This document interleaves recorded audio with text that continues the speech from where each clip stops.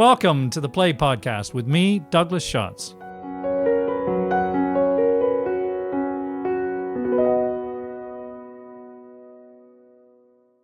Hello, and welcome to episode 95 of the Play Podcast, where we explore the greatest new and classic plays.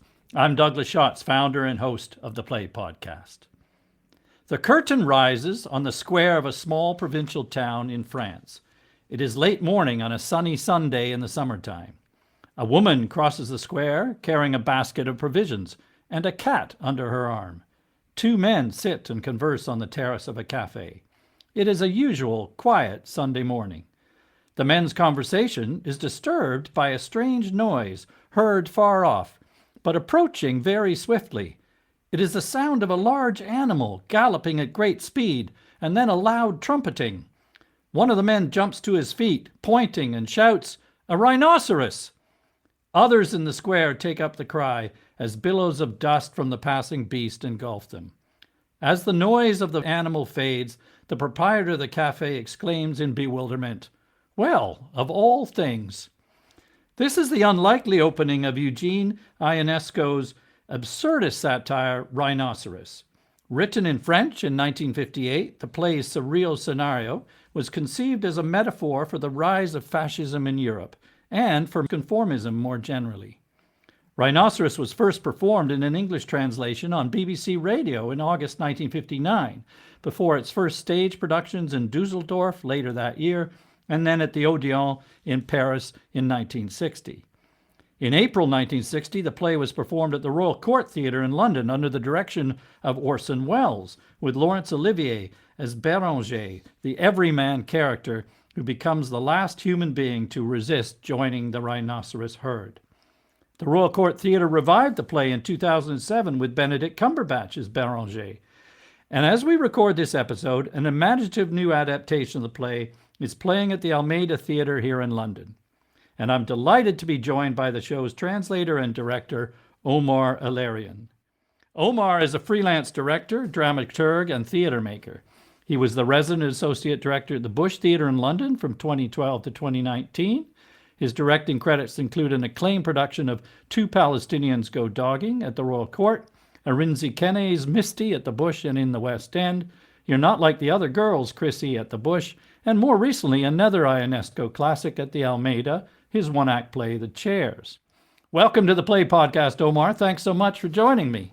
And thank you for having me. A real pleasure.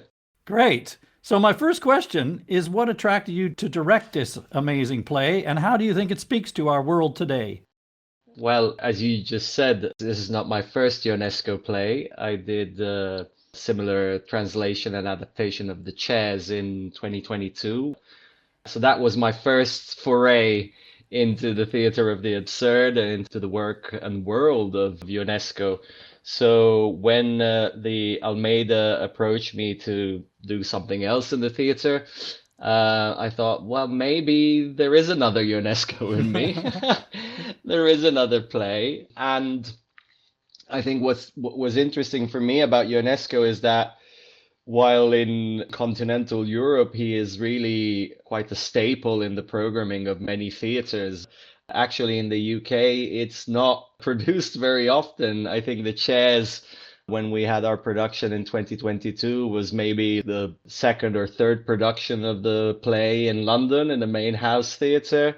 And Rhinoceros, you just mentioned, had a production in 2007 at the Royal Court, and before then in the 60s. So these plays, even though I think everybody has heard about them, everybody has studied them perhaps at school at some point, they're not seen very often on British stages. And they offer an amazing opportunity to delve into a different way of making a theater, into a different way of tackling some of the big questions of our time. And with Rhinoceros specifically, I think I was interested in, of course, its core theme, which is about conformity and groupthink, which is, I would say, something that affects us in a very real way over the last few years, especially, I think, with the rise to prominence of discourse over social media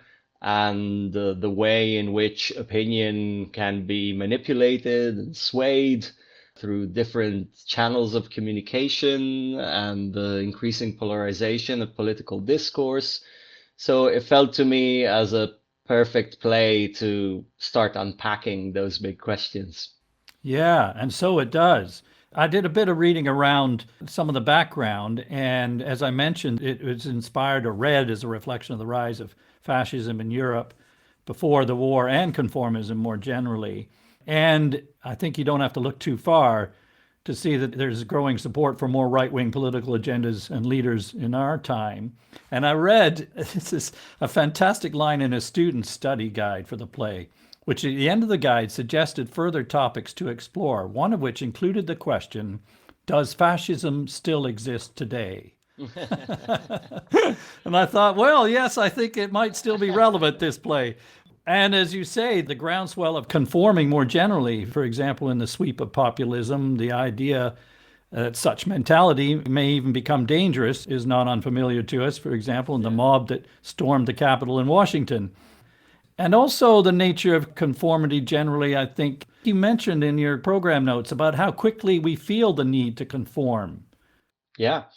Well, I mean, for me, it's always been quite a red herring, the whole idea of reducing the play to some sort of metaphor of the rise of fascism or right-wing ideology. And I think having studied and read at length Ionesco's writings about theater, about Rhinoceros specifically, but in general about art and literature, I think what he was really after was the idea of conformism, which is not something that is good or bad. It is a natural instinct of human beings as social animals. Yeah.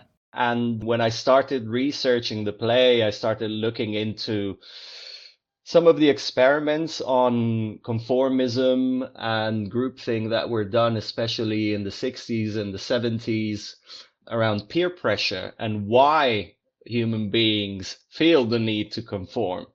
And often the need to conform comes from the fear of being singled out or left out, to the point in which one might feel that even if everything they are being exposed to is patently false, because they are the minority in a world that sees blue as red, then they will comply, and then just not to have problems, not to be singled out, they subscribe to the majority's view.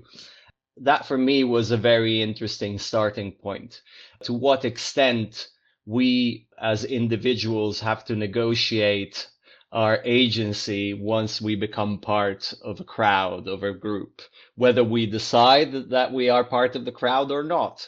And an example that I often use is like participating in a march or going to the football match. Whenever you are part of a bigger group, whatever the bigger group, whatever the general consensus does, it's very difficult to then exclude yourself from it. Because if you're one amongst thousands, even if you don't agree with the things that is being chanted, your resistance to that becomes irrelevant and becomes swallowed by the wider crowd. I was just thinking at a football match, you're not going to turn to people and say, would you quiet down, please? That language is not appropriate, or something like that. Exactly. So we might feel these things. We might even protest. There are people who might walk out, but they just become invisible because there is a bigger majority that is behaving in a specific way. And I think those dynamics replicate in a number of contexts. It's like sitting at dinner with a family during the holidays and deciding to shut up because you want to maintain the peace of the day rather than having a confrontation about one topic or the other. So again, I don't think conformism is per se bad. I think we conform from the day with which we're born. We learn language through conformism. We mimic our parents, our peers in order to fit in. It is a natural need for us to socialize in that way, but nevertheless, I think it is important to be able to understand that that is both a psychological and social act. And therefore, we need to be aware of it rather than kind of just go with the flow. Yeah, it's interesting. I'd written down exactly when you said, even when we are not comfortable with all the characteristics or values of the group, we still that urge to participate or join. But there are dangers, aren't there, of course, as the play suggests. But the flip side of some of the joining is that at some points we also decide we can't tolerate difference. And, we end up with divisions between groups within society, as we clearly see today. Yeah. I also thought it was interesting that the specific choice of the rhinoceros as a metaphor for a group here is partly to do, is it not, with its capacity for violence. To a certain degree, I think there is a very specific quote by Ionesco, which I'm going to paraphrase, but he says that often he found himself into conversations where people were literally behaving as rhinoceros in the sense that they were charging head down with their ideas, completely oblivious of any possible critique or other alternative viewpoint. So there's something about the bestiality of it, the non-rationality Yes. of a rhinoceros, this huge pachyderm, that has no subtlety. Although actually rhinoceros actually are quite sweet, part of the research for me was also to look into the sounds that rhinoceros make, which is quite surprising. Their trumpeting is really sweet. Well, I think someone in the play describes it as music at one point, doesn't she? Yes, towards the end, yes. But that is not the image we associate with them. No. We think of them as potentially destructive because of their huge size and power. But he could have said they're bears, or they are lions, or they're hyenas. But rhinoceros is a quite different image, actually, quite peculiar image. There's also an element of exotic strangeness to them. Yes, absolutely. You mentioned him talking about the scenario which might have partly inspired the play, I think. As I understand it, it comes from these discussions that he had with university friends, for example, when he was in Romania. Tell us a bit about who Ionesco was, where he came from, and where this play fits into his work and life.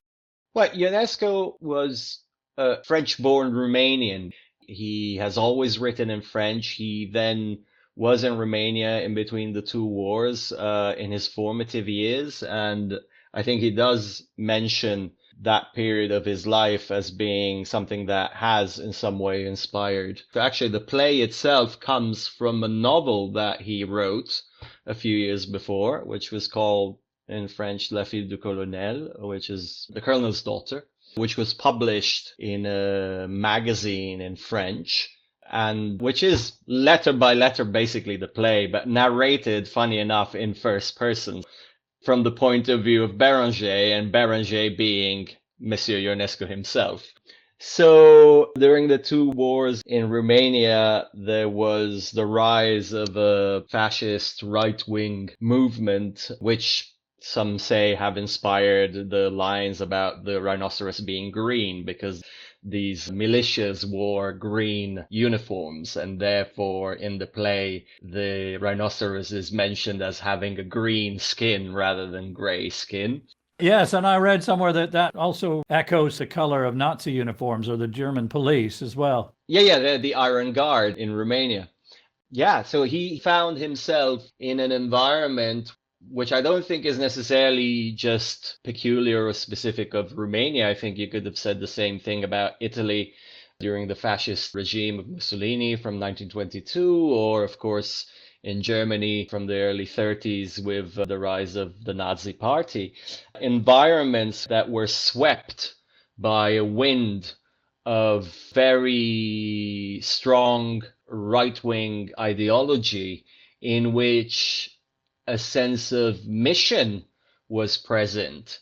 And that sense of mission is actually what Ionesco was most shocked by, the idea that there was a vision of the world that was so, in the eyes of the ones that wanted to enforce it, so perfect and so certain, and that would solve all of the issues that the country was going through, that nobody could argue against it. And of course, as we know, within these regimes, any critique of that ideology was met by a huge amount of violence and oppression.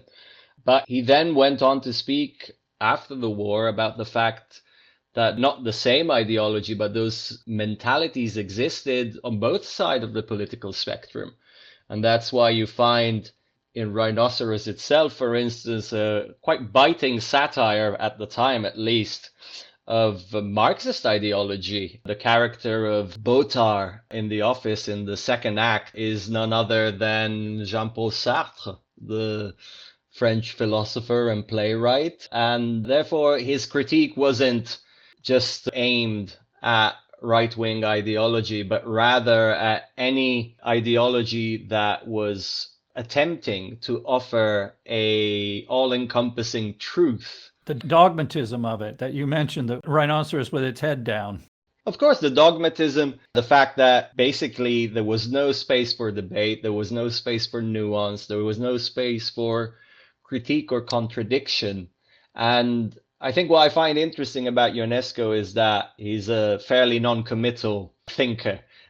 He famously would say, "I am suspicious of collective truths."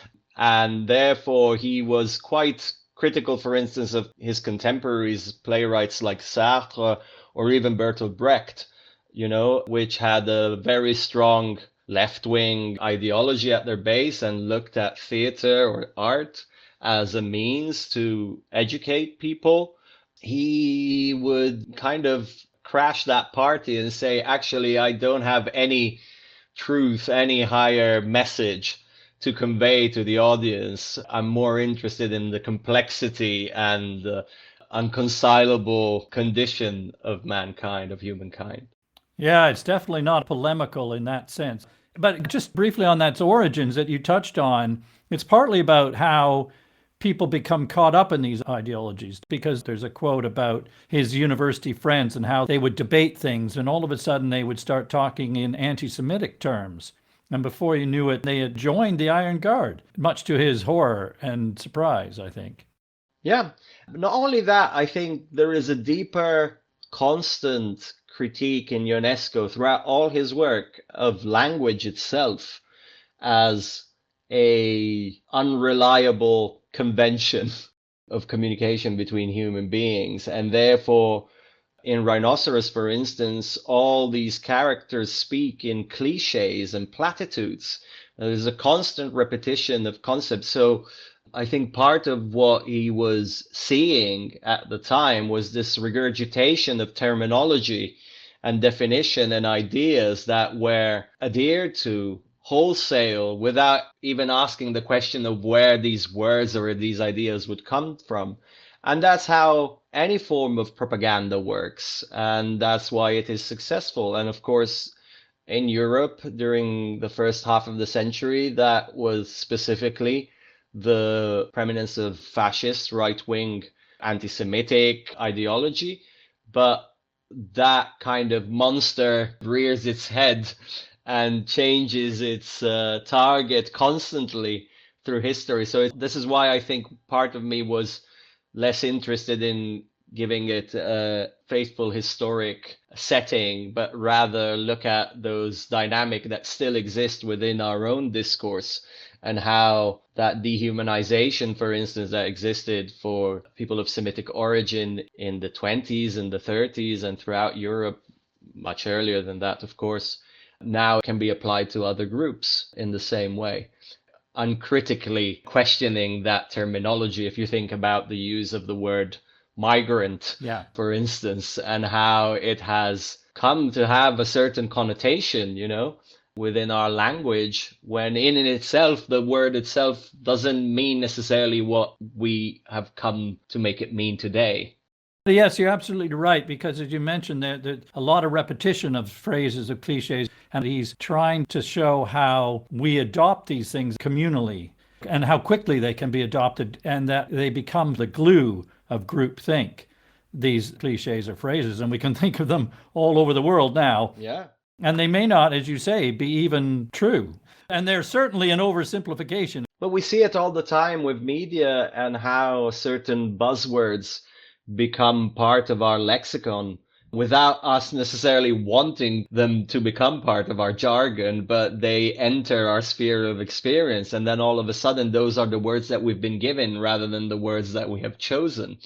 And of course, I think Ionesco, being a writer that was questioning constantly words and language, he's very aware of that process and how it operates. And the failure to be able to communicate or to share the meanings of these terms and agree that this is the shared language. Of course, we literally have this in this play because rhinoceros and humans cannot communicate to each other in the same language. Yes. And this, of course, reflects divisions we have between polarized communities who no longer listen or hear each other and can't speak to each other and don't even share agreement about the terms. Absolutely. We talked a lot about some of the general themes here. I wonder, for listeners who are not familiar with the play, Omar, could you give us a brief introduction to the main characters and a very quick summary of what happens in this crazy plot of a play? Well, as you mentioned, it starts in a very mundane way. Two friends meet at a cafe on a Sunday morning in a small village square.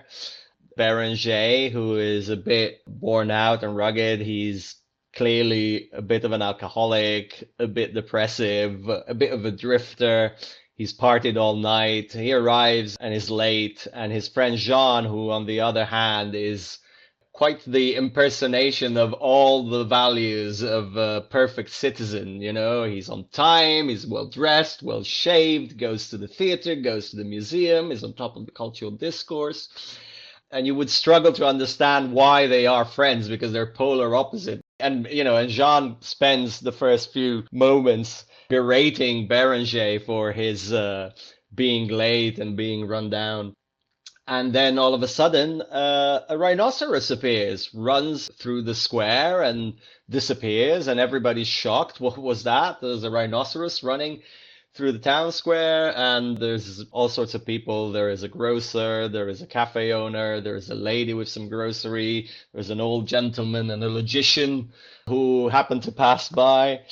And immediately the conversation shifts from what is a rhinoceros doing in the town square to discussing about where the rhinoceros might have come from. So immediately the conversation, rather than tackling the actual enormity of the event, starts speaking about all sorts of reasons and logic. And that's where the logician and the old gentleman make their appearance. They go in a very long scene speaking about syllogisms and the fact that if one thing has four legs and is a cat, then for anything that has four legs is a cat. I was going to say they get swept up in this extended argument because a second rhinoceros passes by. The second rhinoceros passes and a cat gets crushed and killed. And again, as the lady is mourning their cat, everybody doesn't find anything better to do than starting to argue whether it was the same rhinoceros as the one that had passed before, whether it had one horn or two horns, whether the one-horned rhinoceros is African or Asiatic, or vice versa. So what is all that argument about? Yeah, exactly. Well, I think that's Ionesco's way of showing us that very quickly, while there is a huge problem in front of us, we can get bogged down by splitting hairs and arguing about all sorts of things that are not relevant to the immediacy or the enormity of what has just happened. Yes. So in the case of the second rhinoceros passing, there's a dead cat and a woman that is in grief. And on top of her head, people are arguing about whether the rhinoceros that had just gone by was one-horned or two-horned. And they go on for a very, very long time. And that's exactly, I think, what Ionesco is trying to critique, is that while we are met by the enormity of terrible ideas and events and acts and deeds, discourse can quickly move to speak about ideas and not confront what is under their nose. I mean, you could see it now with what is happening in the Middle East, and people splitting hairs about, like, is what happening in Gaza, is it a genocide, or is it a war crime, or is it retribution, or is it a war? And actually you go like, yeah, but there are people dying on a daily basis. Does it make a difference if we name it in one way or the other? Yes, as you say, the character of the logician. I love the idea that there's this so-called professional logician. And he points out the issue at large about whether there was one or two rhinos and the logic of that. But the whole point of it, I think, is partly to illustrate the limits of logic as well. In they are disconnected from some of the emotional and human impact, but there's also limits to how logic is applied and can be distorted or what people take away from it. But also that logic is a way of making sense of the world, but you can bend that to make it fit whatever is your point of view, or even not to solve the problem. I mean, the logician famously finishes his long tirade about whether the rhinoceros had one or two horns, was saying, well, this doesn't solve the problem, but at least now the problem is laid out properly. Yes. Which is the only thing that matters to him. And that's, again, what I think a lot of the time we see is people not necessarily engaging with what is happening in front of them, but engaging with a structure of thought or a system of values and trying to make it fit within that structure of thought and system of values rather than confronting what is happening in a more direct way. I mean, Berenger arrives to it in the final act of the play when he's trying to explain why he thinks it's not right to become a rhinoceros. He says, I feel it instinctively, and then he corrects himself. It's like, oh no, hold on, instinctively is not the right word. Like, it's rhinoceros have instincts. He says, like, I feel it intuitively. And then he says, like, I feel it like that. And he does a gesture. He doesn't even have the words to express why he understands that becoming a rhinoceros is wrong. Yes, again, the logician points out the limits of logic in a sense in his syllogism, right? He defines a syllogism as composed of a main proposition, a secondary one, a conclusion, where any conclusion is possible based on the two premises. For example, as you said, a cat has four legs, my dog has four legs, therefore my dog is a cat. And so logic is a very beautiful thing, but he says, as long as it's not abused. Yes. Which, of course, I think it often is. But in going back to the plot of the play, so they see these rhinoceros going by, and then it moves on the next scene. The next day, they are in the office where Berenger works. There is a number of colleagues, including Daisy, which is the secretary in the office, and also Berenger's secret love interest. And there's a whole conversation kicking off about whether the rhinoceros that had been seen in the town square existed or not, because it's reported in newspaper. And one of the people in the office says, like, I don't believe what people write in newspapers. Everybody's got an agenda. It's propaganda. And on the other side, said, but we saw it with our own eyes, you know? It's like, well, that doesn't mean anything, which again is quite familiar nowadays with fake news and AI. You know, you can never trust your eyes anymore. And in the middle of that argument, the wife of one of the people working in the office who was absent that day arrives. And she says, well, you know, my husband has been ill and he hopes to be back soon, but I was followed all the way from home by a rhinoceros. And everybody goes like, wait, what do you mean a rhinoceros? That's impossible. And then they look out of the window and the rhinoceros tries to climb the stairs. In trying to climb the stairs collapse. The rhinoceros is down, everybody sees it, and then the lady realizes that that rhinoceros is none other than her husband, who has transformed into a rhinoceros. So she jumps from the window and they run away in the sunset, and clearly now it is evident that people are transforming into rhinoceroses. And so Berenger then decides to go and visit his friend Jean, who had fallen out with in the first scene because they were arguing about which rhinoceros was which.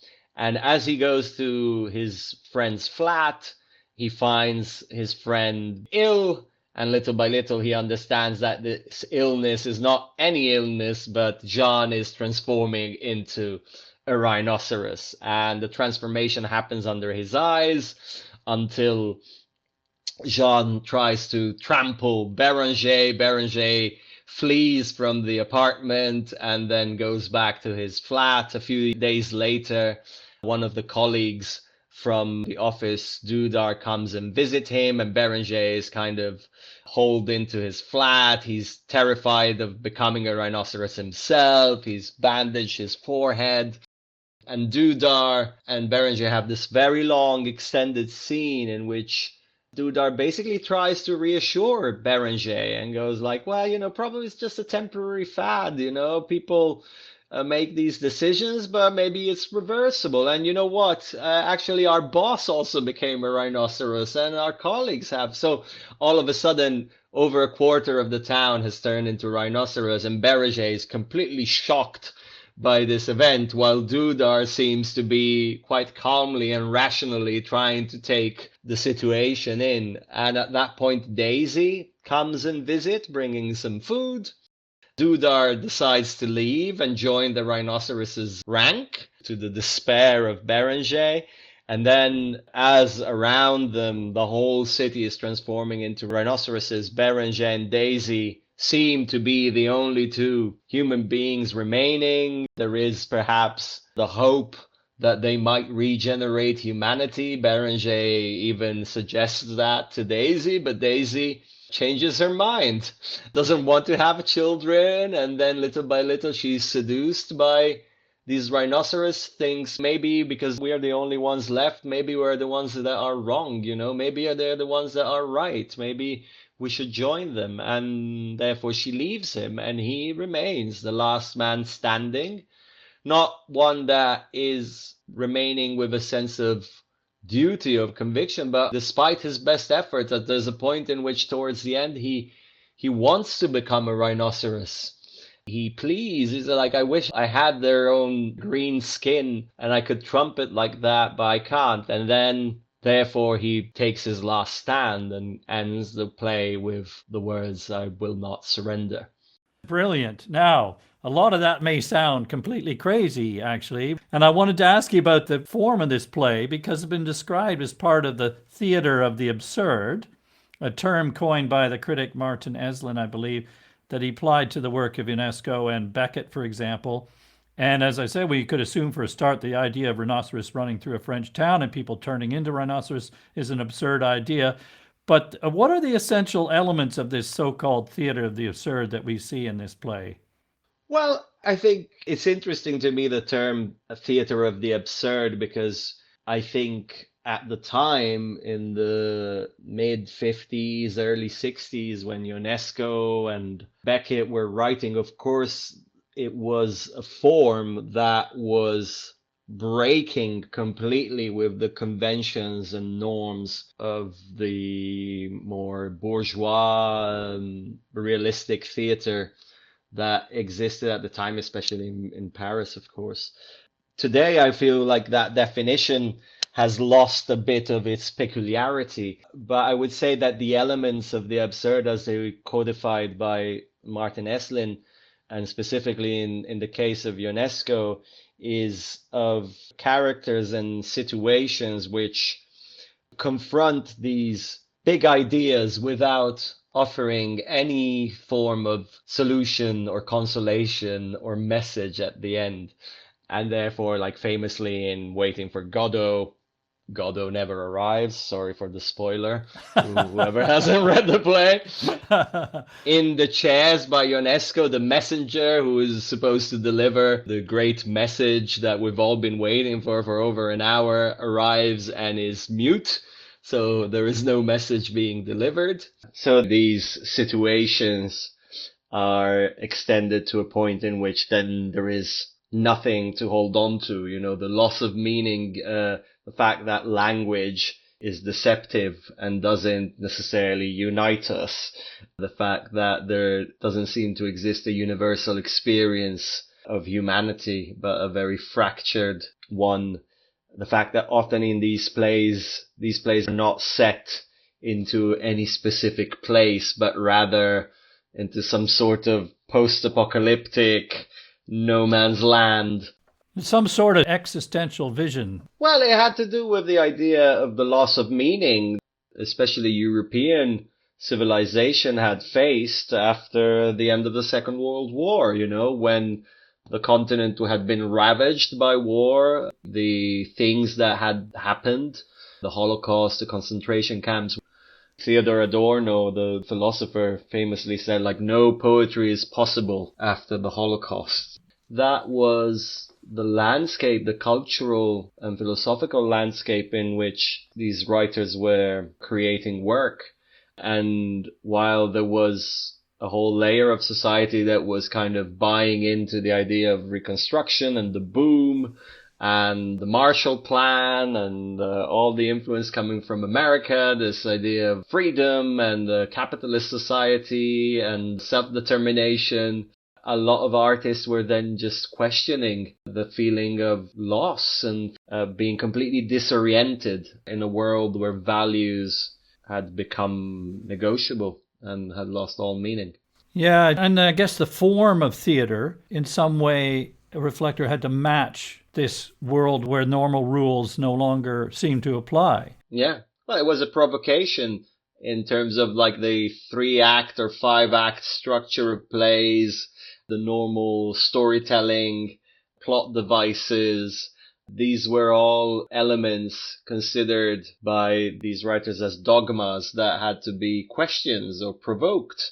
Interestingly enough, Rhinoceros is one of the only 3-act plays that Ionesco wrote. Most of the plays he wrote were 1-act plays, were extended long scenes rather than following some sort of Aristotelian unity of time and space. Rhinoceros is in a way his attempt of writing a more traditional play, but of course with all his idiosyncrasy for it. Yeah. Even in the way in which the play is laid out, it's 3 acts, but actually the way it's laid out is quite unconventional because you have Act 1, which is in the town square, then you have Act 2, first tableau, which is the following day in the office, and then Act 2, second tableau, which is in Jean's flat, and then the third act is Berenger's flat. And so the set changes in between doesn't follow necessarily the traditional rules of theatre. Yeah, he said that he wanted to extend the language of theatre, that he sought what he called an imaginative truth beyond the narrow truth of strict realism, that the theatre should enlarge its effects, to push everything to paroxysm was the word he used, to create a theatre of violence, violently comic, violently dramatic. And I was going to ask you about the comic element as well, because it is a sort of combination of farce and nightmare, surreal, playful, anarchic, and that maybe reflects some of the sense of chaos that's preceded it in the world and our sense of our lives at times, which can be discomforting, of course, the lack of usual order, and bleak, I suppose, in its absences of certainty. But this play also can be funny or even silly. And I think you stressed in your program notes the fact of the comedy in it, when actually it has a very serious intent. Yeah. Well, I think comedy and tragedy, or farce and tragedy, always go hand in hand in Ionesco. Like the chairs, the subtitle to it is Une farce tragique, a tragic farce. So he was very deliberate in that. And Ionesco he writes at length about this, he was a big fan of Punch and Judy shows. He loathed theatre in the traditional sense, like naturalistic drama. He found absurd, if anything, people pretending to be something that they're not. In a room where everybody was pretending that there was a wall in between them. That, for him, was more absurd than what he was doing. I think the fact that laughter can enter the space and coexist with despair, which is what many of these plays also deal with, is, for me, a reflection of how actually acutely human these writers were. Because in our lived experience, we don't experience reality in an edited form, in a 3-act structure. We experience life in the present, with all its complexity and absurdity and juxtapositions and repetition and boredom. It's only in retrospect that we apply order and see a grand design, and actually psychology and psychological theater does that very well, Everything has a reason. Everything is inscribed within a cause-effect relationship. While I think what both Beckett and Ionesco capture quite well is how chaotic and relentlessly ungovernable our lived experience is. And it's full of contradictions. And that's what I find deeply human and truthful about it. And laughter is a very powerful instrument in a theater, both as an individual, but especially in a community, to exercise mortality. I have a dear friend and mentor, Joss Hoban, who is a teacher at Jacques Lecoq School, and he has a wonderful show called The Art of Laughter. And he mentions this study that says there are two moments in which the human being loses itself of mortality. One is through orgasm, and the other one is through laughter. There are such violent physical experiences that we literally forget that we are mortal during those moments. So it is a very powerful instrument that they conjure. That's fantastic. That ties in with a quote I was just looking at that Ionesco said, "The comic alone is capable of giving us the strength to bear the tragedy of existence. To become conscious of what is horrifying and to laugh at it is to become a master of that which is horrifying." It's along the same lines. Yeah. As you said, it's interesting the way it unfolds in terms of real life and the chaos of it, or the lack of structure, although there is some order to this, I think. He actually said somewhere that he valued spontaneity as a creative process. Yeah. I have no ideas before I write a play. I have them when I have written the play. Yeah. That sounds a bit too glib, not to be disingenuous to me, but I'm sure he believes that ideas that come out spontaneously are not necessarily artless.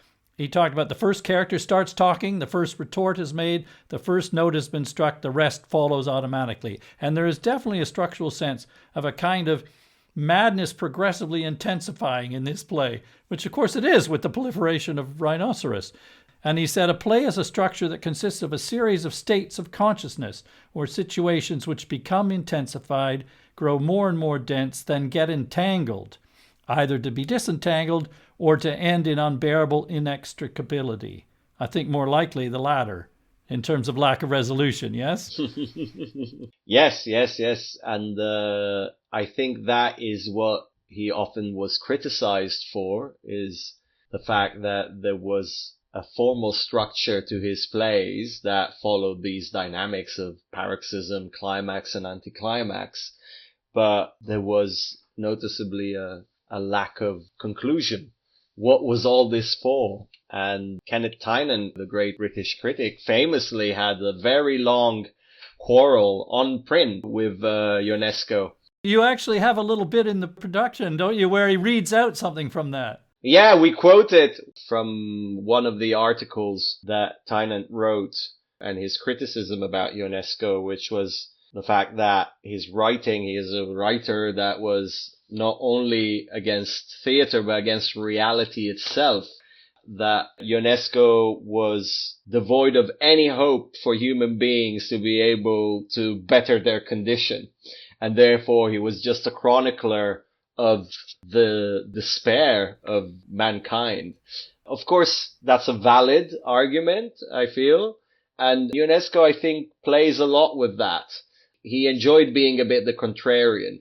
But I think it also has to do with being suspicious of any form of structured values or beliefs, which comes at a price, of course, and which is also a privilege that one can have. I mean, he was, after all, a very well-respected writer in France, so perhaps he could allow himself, or had the privilege, to be a contrarian, to be non-committal in his political views, which is something that is not necessarily afforded to people who are oppressed or in minorities who necessarily have a bigger struggle to subscribe to. You talked about the absurdity of the fourth wall, of the artifice of theater. And one of the most striking things about your production is its self-conscious theatricality in that sense. You create some elements that are not in the original form, such as the character of the narrator or provocateur, you call him, who not only speaks directly to the audience to introduce the show, but also voices stage directions that are originally printed in the text. And then these are spoken to the cast as instructions in which they create setting and props through mime, as well as Foley sound effects and things. So we are very conscious of the way this theatrical event is being made. And you also invite audience participation. And I wanted to ask you why you approached the play in that sort of meta-theatrical way. Well, a number of reasons. One is that I don't feel that the plays that had such a huge disruptive power in the 1950s and the 1960s have the same disruptive power today with an audience 70 years later. And I have no interest in staging a curiosity from 70 years ago. For me, it was important to be able to basically double down on Ionesco's offer of creating something that would stimulate and confuse the audiences in equal measure, give them something to confront and to deal with. And that happens in two ways. One is by making sure that we confronted the idea of the staging of the play. I was fascinated when I started working on it by how detailed the stage directions by Ionesco were. And I just translated them. I haven't added anything to the stage directions. They are uttered word for word in the way he wrote them. So I'm just putting on stage what he was telling me or us through the play text. And that, of course, was also part of the idea of wanting to start an experiment with the audience about conventions and conditioning and conformism. I thought theater is a place of norms and rules that we have all internalized. We know that we need to sit in our seat. We know we need to shut up. We know we need to clap at the right time. We know even we need to laugh when the joke is good, and we behave in a certain way because that's what we have grown accustomed to. So I wanted to make sure that we were all in on that experiment. We were aware of those rules. So in some sense, you're saying that as the audience, we're kind of reenacting what goes on in becoming a community in the play. Well, not only, but we become responsible for the suspension of disbelief. Because in the moment I tell you there is no set, but I tell you exactly what is supposed to be there, you are lending your imagination to us on stage. The whole of the first scene, there is nothing on stage. The table is done with a piece of cardboard and a tablecloth. There is no costumes, there is no props. There is no grocery shop, no tree, but we say that all those things are there and the audience accepts. We are in France, we are in a village square, it's summer. So those conventions that we accept become the contract that we sign. And once we sign that contract, to what extent are we willing to enforce and uphold that contract until the very end? So you're putting us, the audience, in the position of the herd in some way, are you? Well, it's inevitable because the audience is sitting in an auditorium and they are not individuals anymore. So I'm not doing it. It's the architecture of the theater itself that is doing it. I'm just suggesting that that is a thing that is happening. Every time we sit in a theater, we are part of a herd. And it is up to us to understand to what degree we are compliant or not, to what degree we relinquish our individuality when we are part of a group or not. And again, I stress, it's not good or bad to be part of the herd. I think the herd makes it feel like it's necessarily a bad thing. It can be wonderful to be part of a group. Think about adolescence, and that's the time when we all start wearing the same clothes and listening to the same band. And it's a time of huge reassurance when you are in a group of people that think and behave and like the things you like. So there's nothing wrong with it per se. Can we talk briefly about some of these characters and what they represent, perhaps in the moral framework of the play? Berenger particularly. The cast play multiple parts in the production, all except Berenger, who of course is the lone holdout, as it turns out, against the masses who transform into rhinos. But he's not a heroic figure, is he? No, but as I mentioned earlier, I think Berenger is really a projection of Ionesco to a certain degree, and is a sort of anti-hero, the most unlikely person to be cast as the savior of humanity. Somebody who is completely uncertain about values and their beliefs, who would prefer to be somebody else. who has no conviction whatsoever, who has no willpower. Yeah. Feels devoid of purpose. He drinks to escape. Totally. Not a very successful character. Not very successful, and is aware of it. I think that's the most interesting thing, is that he wants to actively conform at the beginning of the play. He would want to be like Jean, but he can't, just because he's lazy. But ultimately, because of this laziness, because of being slightly behind, he ends up being the only one that doesn't fall for the transformation. He can't see the value of it, neither from an intellectual point of view, nor from an emotional point of view. But he hasn't got the words to articulate why. He hasn't got the philosophy. He hasn't got the ideas to put into words. You say that, but actually, I think he goes through some sort of transformation. Yeah. Almost the reverse. Everyone else is transforming from being human into Rhinoceros, and he becomes more human and has a greater understanding in some way, because the scene between him and Jean, where Jean gradually turns into the Rhinoceros and presents all of the arguments for why it would be reasonable to do so. And he argues with him and tries to stop him from becoming so, but he does it on moral terms, doesn't he? Yeah. He says, as humans, we have our own moral standards, which I consider incompatible with the standards of these animals. Jean, of course, says, moral standards, I'm sick of moral standards. We need to go beyond moral standards. Nature has its own laws, and we're better off without all of that. Yeah. But Berenger says, you must admit that we have a philosophy that animals don't share and an irreplaceable set of values which it's taken centuries of human civilization to build up. Actually, that's surprisingly eloquent from him. But it doesn't mean anything. He never gets to the point of saying what these values are. Do you not think intuitively, though, to use his word, he does understand them? Intuitively, yes. But I think that's a perfect example of Berenger trying to have a conversation with somebody who's turning into an actual rhinoceros and trying to use language in the way in which language is supposed to work. You know, with these big words, we have a system of moral values, a philosophy that took centuries of civilization. And you go like, yeah, what does that mean? It doesn't mean anything. These are platitudes that people say.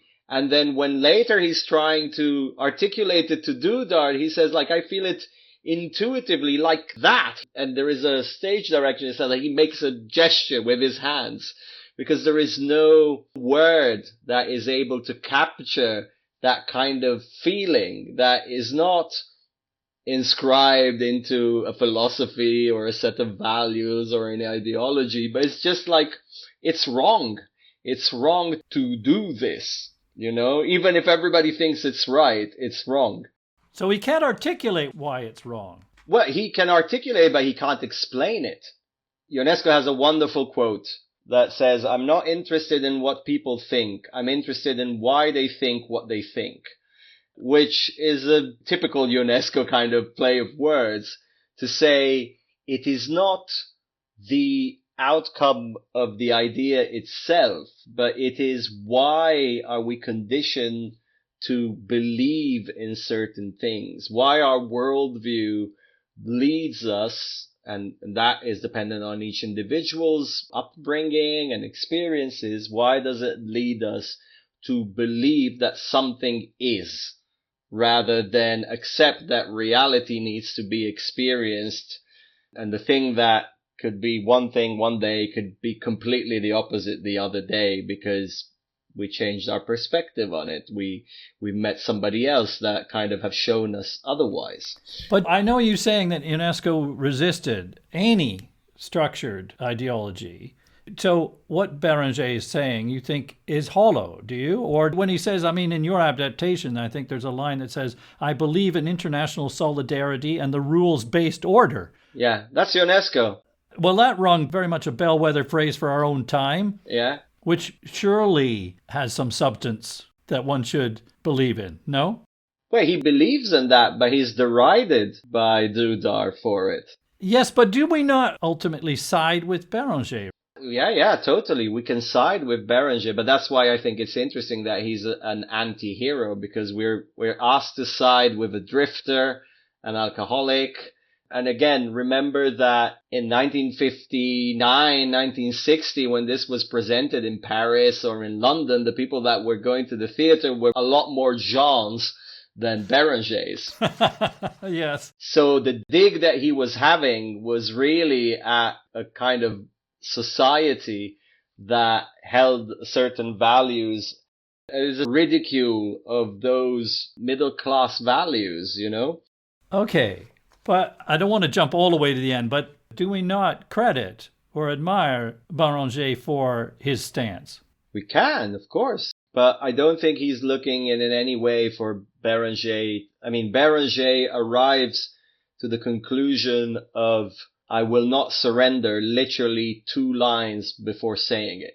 He's going through a long monologue in which he says, I wish I was the rhinoceros. I wish I had their own skin. I can't do it anymore. It's too late for me. I will never become a rhinoceros. And then there is a stage direction that says, he snaps. And then it goes like, well, too bad.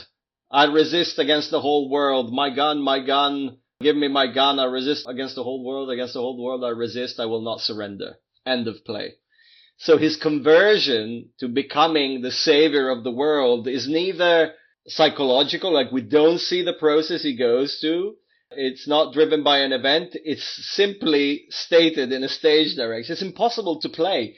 Ask any actor, how do I play this? And they will go like, I don't know. I don't know where this comes from in this character at this point. And this is why I think Ionesco is such a arsonist, you know, of a psychological drama. He deliberately creates these impossible tasks. Okay, but I'm going to challenge you here, and I know this is actually talking about the ending. Yeah, please. Because where we get to is he is left alone, as you said, Daisy is left. And in fact, he leads us to think that Berenger and Daisy appear to be united to stand together to resist the herd. It looks like they might regenerate humanity, yeah. Yeah, we're going to have the romantic ending with them together. Yeah. You know, the classic them against the world, sustained by their love, and they will repopulate the human race, literally. And again, a lovely metaphor for the idea that very few could slowly rebuild a material cohort of people to join the cause of resistance to whatever. Mm-hmm. To build a counterweight of opinion and belief, as a brave minority will have done in underground resistance in occupied Europe and all of that. But it also is a desperate stand that seems pretty hopeless, of course, given the size of what they're up against. Mm. So, you know, that's the question, I suppose. Do we admire Berenger, who's left on his own? As you say, he's equivocal, isn't he? He says he's not even sure what he believes or wants. He wrestles with himself, but whether he should join them. He's sorry that he's missed the chance to have done so earlier, maybe. It looks like he's just left with no option. And Martin Esslin actually said the ending is, in fact, farcical and tragicomic because it's so far from heroic, because the odds are utterly against him. He has been left with no other option. However, that cry of "I will not surrender," it's an extremely powerful statement. And in your production, Chope Dirisu shouts it over and over with the most fantastic passion and commitment, without stopping even, as the rest of the cast take a curtain call and we applaud, and there's another element to that. But his determination in itself, is that not inspiring? That can be inspiring, but the repetition of the "I won't surrender," in the original play, he says it only once, and it's curtain. What happens in this production is very deliberately from the beginning, there was an idea of wanting to push that to the paroxysm in pure Ionesco style, to honor in a way that idea. But that is not the conclusion of the play. That is the conclusion of what is happening in the theater at that moment. So when Chope, or Berenger, if you want, says, "I won't surrender," then our provocateur says, "Ladies and gentlemen, that's the last line of the play, curtain." And then Chope starts saying, "I won't surrender" again. And then the provocateurs are like, "What curtain?" The play is supposed to end at that point. But at that point, it is the performer on stage that decides to continue, to not abide by the dictatorship of the text, if you want, and the dictatorship of the audience, because the theater in general, and the convention in general, that this thing is supposed to end there. It's supposed to end with Berenger saying, I will not surrender, and blackout. But it doesn't. The whole thing goes on and on and on. And then all of a sudden we exit the play and we hopefully go back into the theater where there is a man on stage shouting at length, I will not surrender, And what is he not surrendering to? I know what you're saying, where you're left with this ambiguity between character and the actor and the suspension of disbelief and the fact that we're in this theater and the conventions of that, as you say, because it becomes a point, interestingly, where we become almost uncomfortable about the fact that he's not stopped shouting. Yeah. Because we think, okay, the convention says this should be over and we're allowed to go now. And he's not stopping, and we don't know when he's going to stop. And it slightly puts us in the same position as I maybe suggested earlier, that we are the complicit mass or not, or the discomfort one would feel if we were in that situation. What's interesting is that I was very surprised the first night we did it, because we knew that Chopin would start saying, I won't surrender for a very long time, and we knew that we were going to do what we call the fake curtain call, which looks like a real curtain call so that the other members of the cast would come and bow. I was not expecting people to applaud at that point. But all of a sudden, there were people cheering and applauding while he was still shouting, I won't surrender, I won't surrender, I won't surrender. And then the cast leaves and he's still going. And then it was incredible to watch how some people were cheering and other people were not cheering. And every night since then, when I went to watch the show again, I was looking at who was cheering or applauding. And again, it is no judgment about like who is the herd, who is not the herd. But it is a polarizing experience. And I think it really depends on what your eyes were on as an audience member. Were they on the play or were they on what is happening on stage? Which sometimes are the same thing and sometimes they're not the same thing. And I think that was for me the interesting experiment that Rhinoceros allowed, is to be able to run these two layers simultaneously and see how audiences could digest this. There are still a lot of people who are very confused. I mean, I could see them like looking around, which was fascinating. You're going like, everybody's applaud. Should I applaud as well?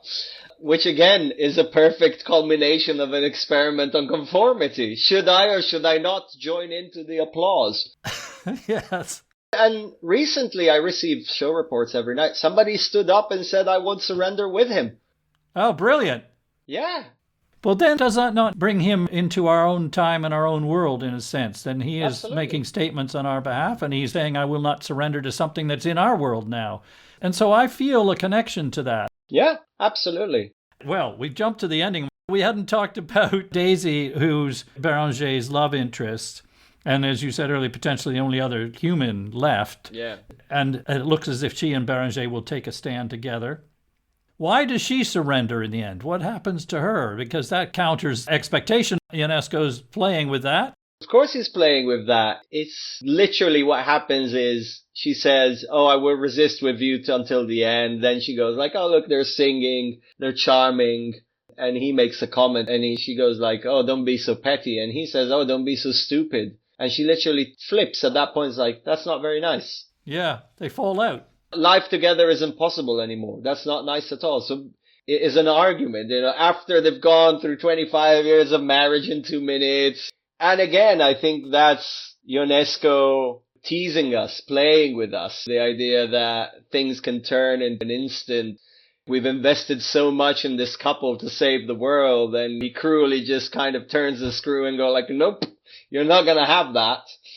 I always resist any psychological interpretation. They are ciphers that Ionesco uses, and he elicits the empathy of the audience until he can flip it.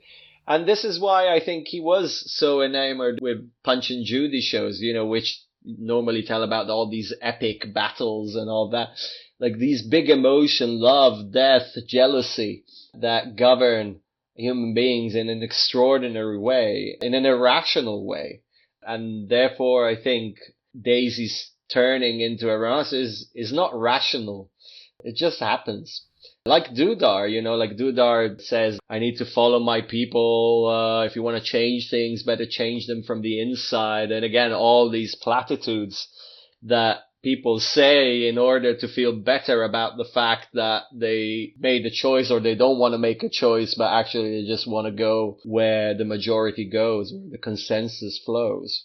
Yes, yes, yes. He makes all those classic arguments, doesn't he, before he compromises.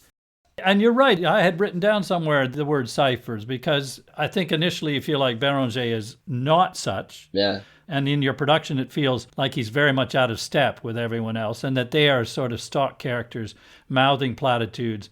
And I guess Daisy, you're tempted to think Daisy's a human, but in fact is ultimately similar to the rest. And we had to work a lot because Ionesco is quite brutal with Daisy. Like with all the female characters in general, like he describes her as young blonde. That's the dramatis persona in the play. It's part of the stage directions. Every man in the play gets 5 lines, detailed description of their costume, their attitudes and all that. And Daisy gets young blonde and is treated appallingly by the others. So we spent a long time trying to understand how to frame that, how to embrace the critique that Ionesco was making and how to give agency to this character, but without changing the play itself. And ultimately we found it in the way Anushka, the performer who plays Daisy, navigates the production. So that I think she reclaims a bit of agency that the character doesn't necessarily have. Yes, but again, Ionesco sort of pulls the rug out by saying, no, you don't fall for that romantic interpretation. So we're left in the end. Is it one of hope or hopelessness or no resolution, as you suggested earlier? I think often with Ionesco, he leaves the audience with a question rather than a statement. And ultimately, it's a question that can be quite a slap in the face. What was all this worth? Is it all worth it? What was all this about? What am I supposed to think? And I think it's just that attitude that he's interested in provoking is like, well, don't come to the theater to be told what you're supposed to think. You are come to the theater to think. Yes, which I think goes back to some of the form, right? The absurdist form is provocative, right? Because it forces you to start trying to figure out what is going on and why are they doing this way? Yeah. Why is this happening? What does this mean to me? Why am I sitting here watching this? What am I supposed to take from this? To confront confusion, to confront the vast chaos of meaning that exists beyond our individual experience. And of course, some people have seen this as being fairly nihilistic and bleak and hopeless. But I think within the spectrum of art or theater, it is important to be able to also sit in those places, Not every play or every piece of art needs to do everything, uplift us and question us and make us hopeful. And I think it is important to find art and confront with art that puts us in difficult places that we feel awkward and uncomfortable in. Because much of our lives and existence are spent in trying to find comfort, find meaning. But sometimes it's also important to dwell into questions without necessarily knowing how and when the answer might materialize. Absolutely. And maybe some of the questions you're left with are, what would I do where you were in Berenger's circumstances or the world was being infected by rhinoceros? And although he is an anti-hero, he's also a survivor, so far anyway, so he must relate to that. Great. Omar, wow, this has gone on a while. Thank you so much. There's so much to talk about. I love the fact that you've studied this so closely and shared that with us. Before I let you go, one of the traditions of the podcast, I like to ask my guest to nominate another play that we might cover in the podcast, or more importantly, is just a personal favorite. So I wonder if you have one you might volunteer and share with our listeners. There is a play I worked on a few years ago, which is Two Palestinians Go Dogging by Sami Ibrahim, a British Palestinian writer. It's a play that is fairly absurd and surreal because it's set in Palestine in 2046. And Bibi Netanyahu is 98 years old. He's been resuscitated twice and is still the prime minister in Israel. And it's 2046, but it's exactly the same as it has always been, basically. It's a fascinating play. And for me, it was a real revelation. And a real revelation also for the people who had worked on it, because we had a cast that was composed by some actors of Palestinian origin, some actors of Israeli descent or Israeli themselves. So rehearsals were complex and rich in confrontation and conversation. And it's a play that I would recommend a lot of people to read, because I think it's unlikely to see it staged often because of its theme. But I think the play does exactly touch upon all the moral conundrums that are currently being outed and discussed. Wonderful. I love the idea that your cast brought these people together. Yeah. But together doesn't mean that there wasn't disagreement. As we know, we're constantly polarized and pulled to be on one camp or the other. But actually, when it comes to one-on-one conversations and meeting with people, all you need is desire. There is a quote from the production. It's not Ionesco, but I quote Charlie Chaplin. What do you need meaning for? Life is desire, not meaning. And in a way, I think that quote is very important. If there is a desire to know, to meet, to confront, to be together, then all the rest can slightly disappear in the background. That's brilliant. That's a great note on which to finish. Thank you so much, Omar. Omar's fizzing production of Rhinoceros continues at the Almeida Theatre in London until the 26th of April. As the curtain falls on Berenger's lone cry of resistance, we might ask ourselves, do we see any rhinoceros in our world? If so, will we resist their calls? Call out their distortions of language and truth. Resist the collective psychosis, the herd mentality, where we listen only to those we agree with. And when it comes to it, in Berenger's words, to stand up for the irreplaceable set of values which has taken centuries of human civilization to build up, whatever we may understand those to be. Thanks for listening. We'll see you next time.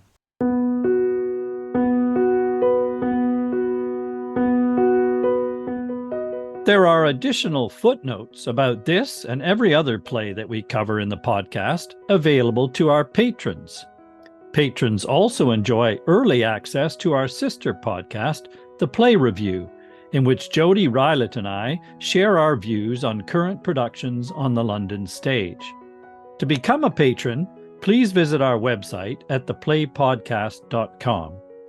And don't forget to follow us wherever you listen to podcasts so as not to miss an episode. Thank you again for listening. See you next time.